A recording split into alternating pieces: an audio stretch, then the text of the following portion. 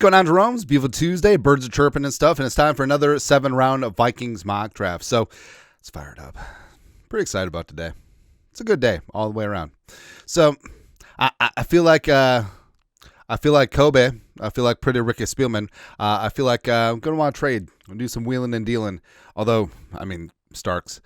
Blah, blah, blah, blah, Lewisine, blah, blah, blah. Malachi Starks is a completely different type of player. His versatility will be huge in the back end of the Flores defense.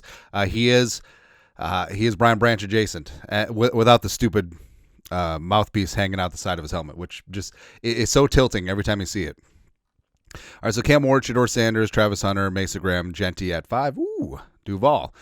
Campbell, I guess I'll have him play right tackle, unless I've never been sold on Colton Miller, you know? Abdul Carter falls all the way to 7 to the Jets. That's a villain origin story right there. Abdul Carter is going to be a problem. Tet to the Panthers. Barron, Hadi Campbell goes to the Bears. I mean, they spent $1 bajillion on linebackers a couple years ago. Like, okay. M'Bu to the Niners, putting him at right tackle. Golden stays in Texas.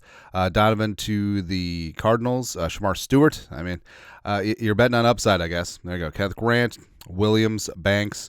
Igbuka goes to the Chargers, getting some wide receiver help, as well as Josh Simmons going to the greasy, grimy Green Bay Packers at left tackle. So Vikings at 24. So Starks, LB3, Hampton, Zabel, Pierce. Like everyone knows the score. One trade offer. Steelers at 83. Jesus Christ. So no. All right. So sticking and picking. There's a lot of ways to go here. Right. Zabel would be legit. I mean, just full on set it and forget it. Harmon is fantastic.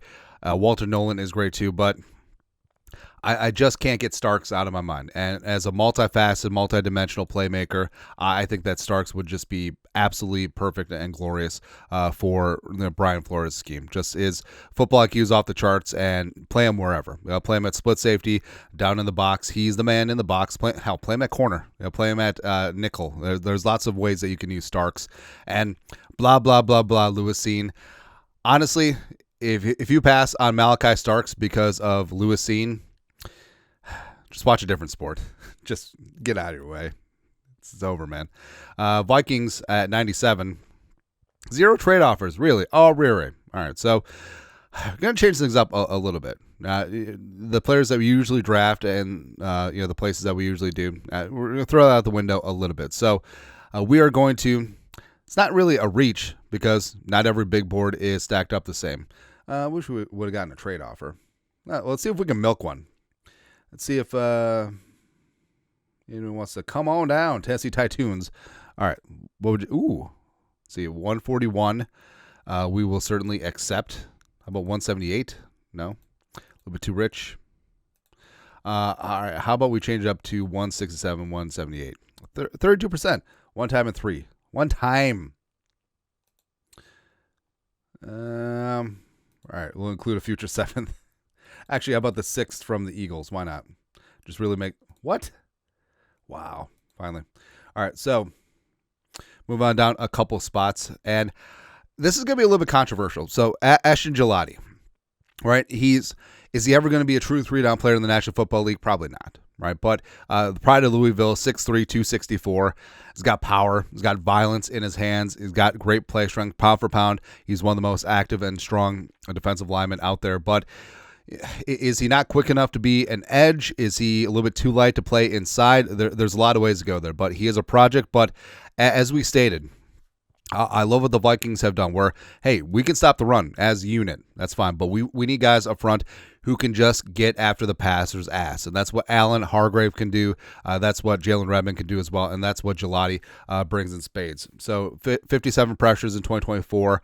A bit of a step back, but an 89.9 PFF pass rushing grade, which is good. 11 sacks in 2023. And he really is an undersized but powerful sub-package pass rusher. Like put him wherever. He can line up out wide. He can line up in as a 3 tech. He can line up as a 4-5 tech. He can do all those things. So Ashton Gillotte, welcome on in. Sort of a under the radar name. Going to be in the mid rounds, but I think that he's the guy that's quickly going to be putting up numbers and become a fan favorite. Next up, So we're going to check some boxes here in terms of top 30 visits. So Brashard Smith, super interesting. Like a huge reason why that ASMU, the Pony Express got going again. So Brashard Smith, running back, but also they tested him out at wide receiver. Originally was at Miami, 5'10", $196, 4.39 40. Slippery, quick, returnability as well. 1,326 rushing yards, 14 touchdowns, 5.7 yards per carry, 41 catches. Like, he is a do-it-all dynamo.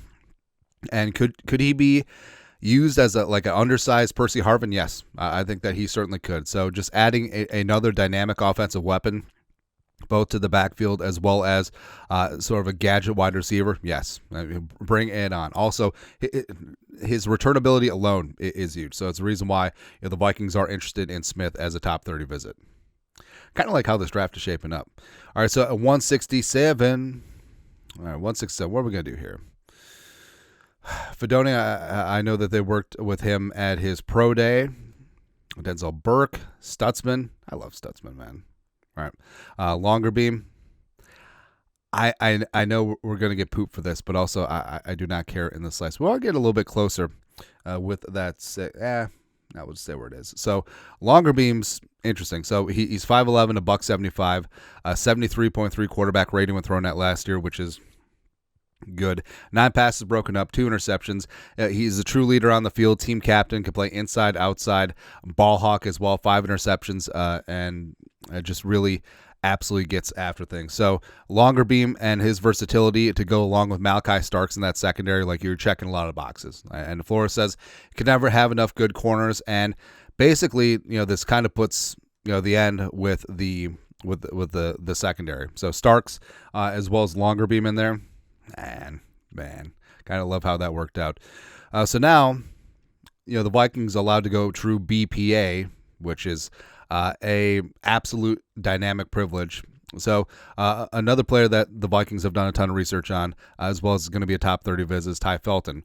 He's 6'1", $185 out of Maryland. Former teammates with Deshaun Jones. Who? Deshaun Jones. And yes, the Vikings have blah blah blah day 3 receivers from Maryland. Blah blah blah. But Felton, he's 6'1", $185, 4.37 40.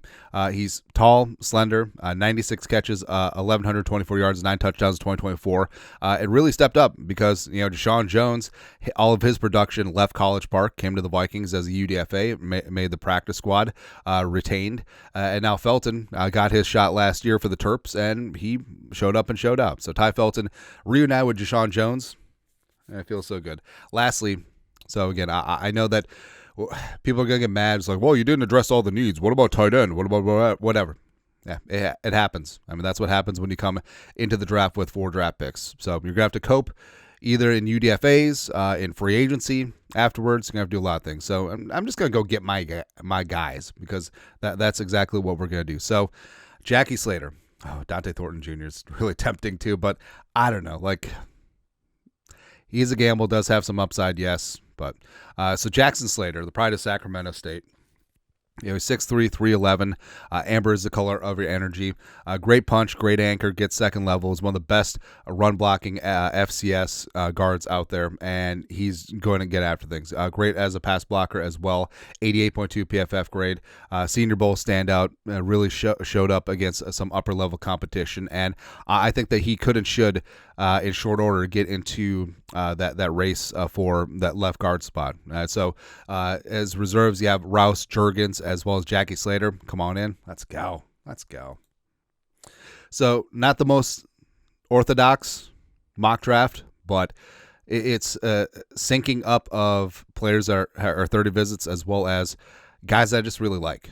Jackie Slater, I think, is going to be a stud in this league. Malachi Starks is just way too much value to pass up at 24, and especially since the Vikings didn't have any trade offers per se, and having to stick and pick, it is what it is. Ashton Gillotte, Gillatte's going to be a lot of fun. Like, high energy, just power, and that's something that's been lacking. Speed kills, of course, but just power rushers. It's what we need. And Gillotte, you can add some weight to his frame. Probably he's going to be best playing at 275, 280. If you get that going, baby, baby. Let's go. Rashard Smith is going to be super fun as a utility player as well as return man. Longer beam, given his speed, given his ball hawking capability in that secondary is going to be fantastic. Ty Felton, 4.37 40, reunited with Deshaun Jones and Jackson Slater getting in that mix. So, I mean, I know the PFF saying that we reached on some of these picks, but don't care. We got our guy. Our big board may not be the same as PFF's, which they're obviously judging on, and we'll go from there. Kind of love it. Man. Anyways, that's it. 7-round Vikings mock draft on this beautiful Tuesday. You guys are the best. You know what to do. Skol, production value.